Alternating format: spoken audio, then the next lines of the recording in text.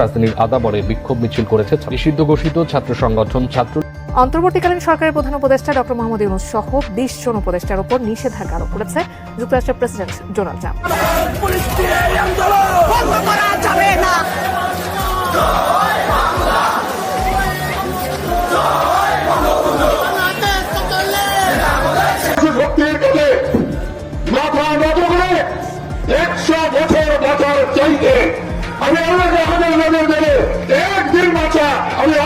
ইউনূস হাটাও দেশ বাঁচাও।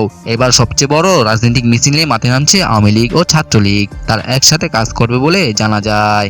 এবার শেখ হাসিনাকে দেশে ফিরিয়েই ছাড়বে ছাত্রলীগ। তারা পুলিশের বেড়িবাঁধও মানছেন না।